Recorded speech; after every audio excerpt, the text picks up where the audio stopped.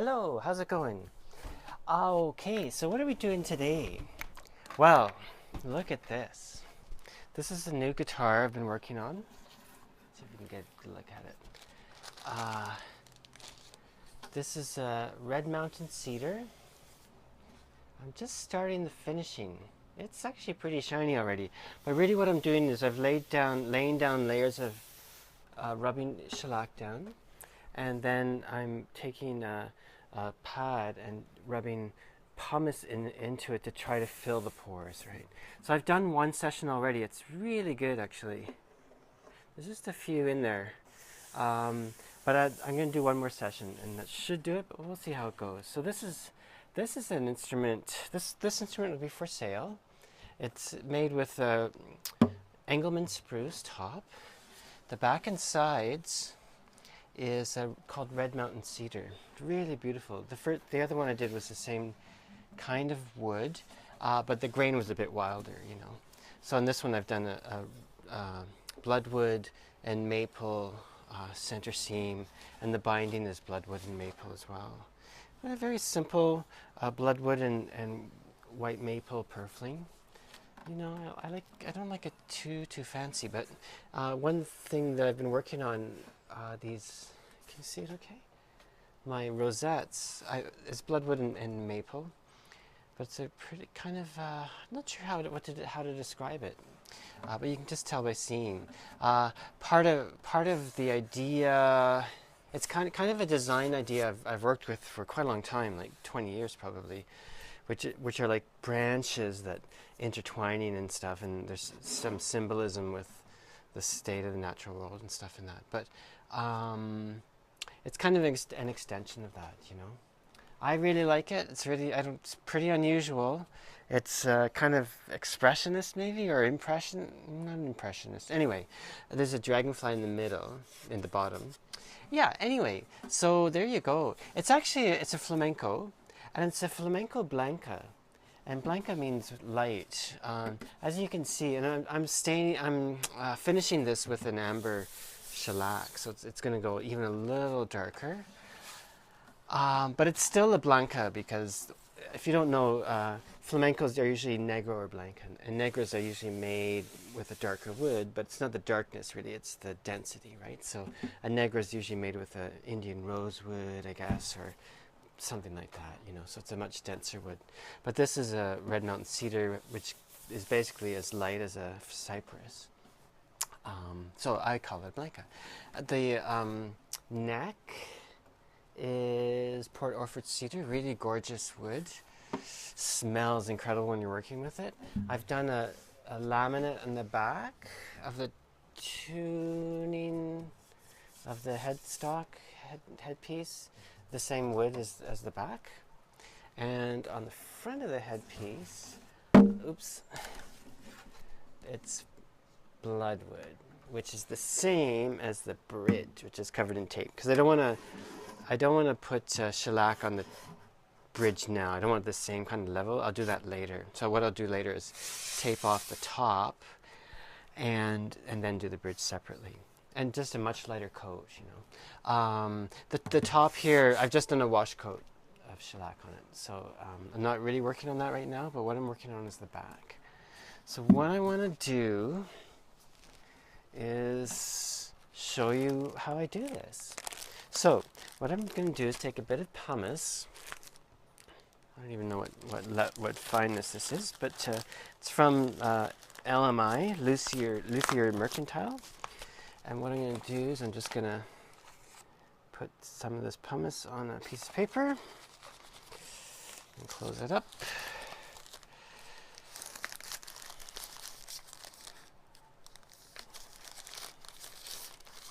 It's kind of like what's going to happen. What happens with this is there's a layer of shellac.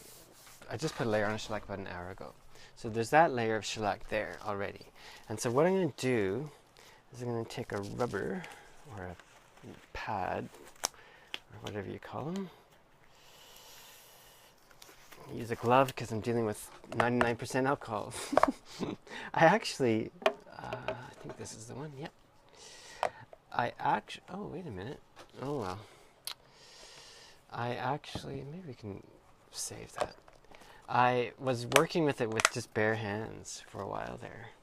And I remember motorbiking into the city, and I was kind of tired, mind you, but felt like I was hallucinating, going, what's going on? It feels so strange, you know? I thought it must be because I didn't sleep super well, but it felt very unusual. And it dawned on me that maybe because I've been working so much with this 99% alcohol that it's so strong that maybe some of it was getting into the into my skin, you know? Anyway, so basically what I'm going to do is there's quite a bit of alcohol in there already, but I'm just going to saturate that with alcohol. I'm going to take a bit of pumice, just a bit, put it on there, and rub it in, right? Like that. I don't want any white to show. I want to make sure that it's sort of like a slurry. Don't want any white to get in there. Put a bit more on. So basically what's happening is the alcohol that's on the pad is going to kind of melt the surface of the shellac, and combined with the sand, the pumice will sand the wood and the shellac together, and that will fill the whatever holes. Because this wood is quite porous, so there's holes and things, right? Some woods aren't very porous, but this one is. So basically all I'm going to do, I spent an hour on the back and sides earlier today, so I did too, and basically what I'm going to do is just this. I can't really see. Usually I actually have this other light on, but it seems better exposure without. So, can you see that okay? Yeah, so I'm just going to do that.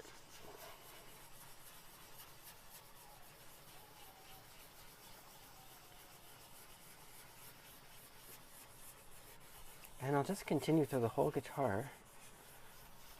And continue that. Always in a circular motion.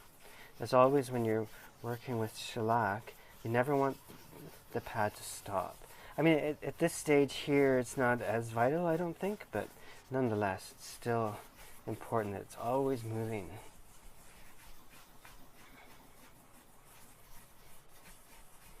It's quite cool. As this gets better and more glass-like, the subtlety of the grain pops out really nicely. Oh, it's so much fun. Anyway, it's quite labor-intensive and all that, but I'm not going to film this whole thing, but maybe what I'll do is I'll cut out for now and get back to you near the end there. Yeah, so anyway, like I said, this instrument will be selling if anyone wants to inquire about it. Yeah, I strung it up actually. I put the bridge on before the finish just so I could listen to it. It's hard to tell for sure, like exactly what it's going to be like, but it sounds really good. Anyway, we'll see. Okay, see you in a minute. Hey there. Maybe this is a little bit too dark. Let's have a look. Oh, it is a little dark. Let's brighten that up a bit. Okay, it's hard with this kind of lighting. Okay, so let's twist this around a bit. So one thing that, of course, happens when you're finishing is the finish makes things come out, you know, become more apparent. Things you didn't see quite, oh, it's nothing, then let's go, oh, something. One thing that I noticed as I was rubbing shellac on the neck was there was a couple little nicks right there, which I just didn't see. So anyway, because I'm just doing the wash coats and everything, and can you see that? I can't really see it. Okay, so what I'm doing is now I'm just going in with a tiny piece of sandpaper and trying just to get at that little nick.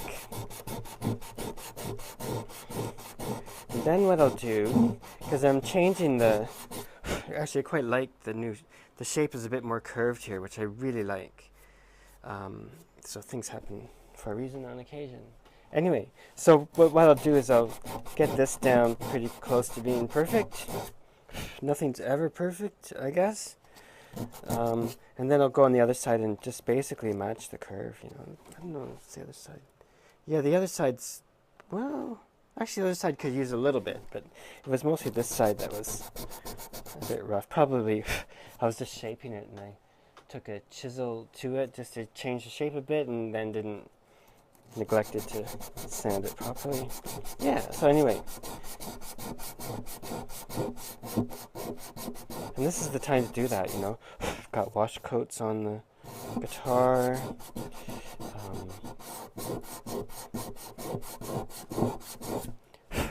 That's pretty good. Okay, see you in a bit. Okay, all right. So here we are. This is it. Well, we're pretty much ready now. It's feeling like a piece of glass. But, you know, once I start actually getting on the French polish, it's going to be really nice, I think. But we'll see how it goes. You know, things will be revealed as I start to lay shellac down. But at this stage, it's looking really good. I'm really loving this instrument. I've got some really great details. I'm not sure if you can see that. Anyway, I really love this shape here. I've in the very small piece. Oh, you can't see it at all, can you? Anyway, I've done pretty nice.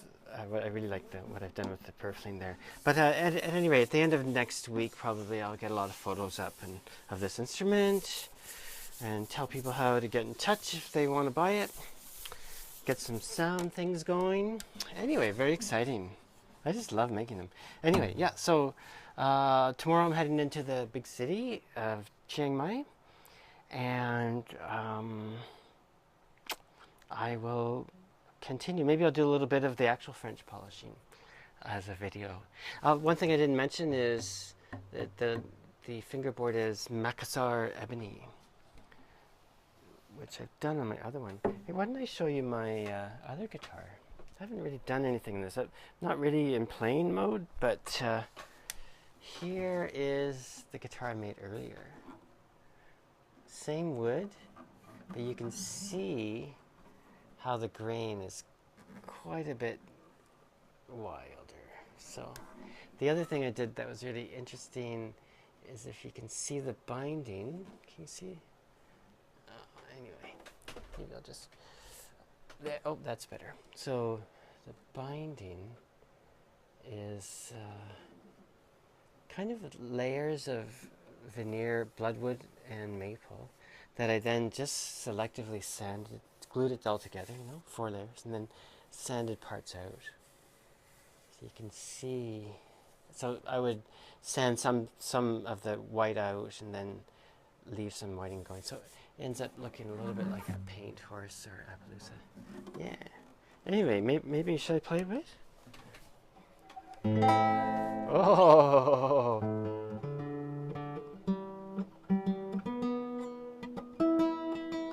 Let me tune and get back to you. Okay. Well, I just did a whole video that didn't go through. Let's try this again. Right, so I think I showed this instrument, in case I missed it. Here you go. Pretty much ready to start the French polishing. It's feeling like a piece of glass. It's going to be great. By the end of the week, by the end of the month, I should have photos and stuff, and maybe even it'll be strung up and I'll get some video and sound up. It's going to be a gorgeous instrument.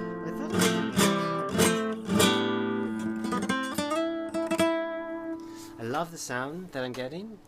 It's pretty close to what I was hoping for and looking for, and the realm of sonic ideas that I want to explore. So it'll, as I make different instruments, that'll change, and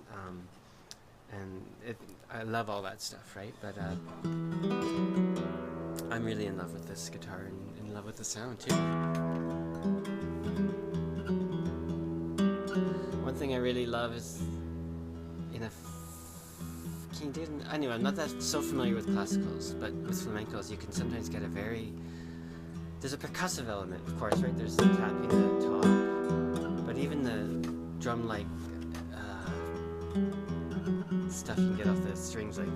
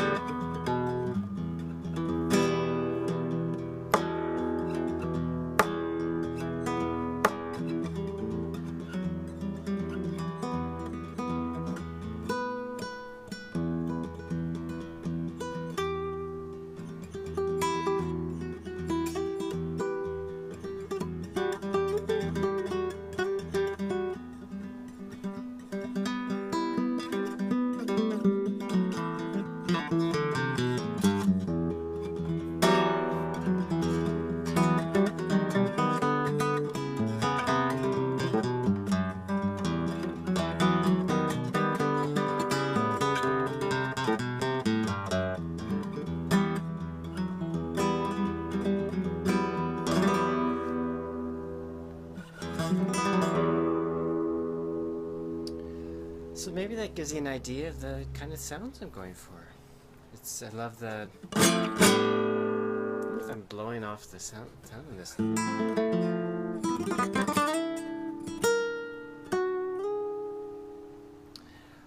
So you can get a really nice percussive sound. What I'm looking for is this ability to get loud and percussive, but also to be very lyrical, right?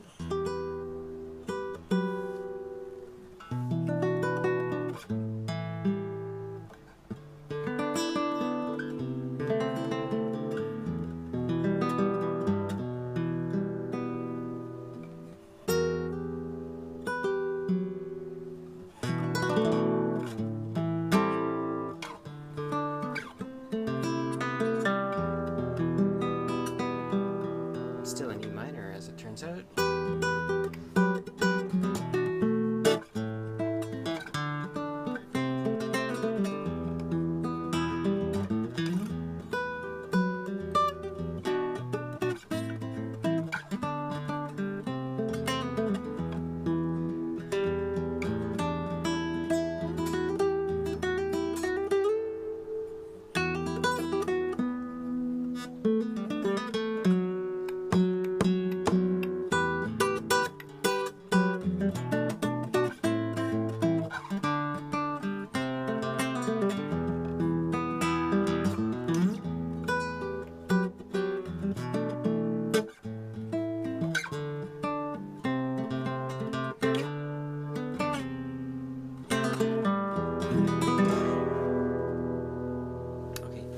Well, thanks a lot for having a look. The other guitar should be out and about in a week for certain, and I'll be putting that out on the internet. Okay, so thanks for watching, and I'll see you all soon. Okay, ciao.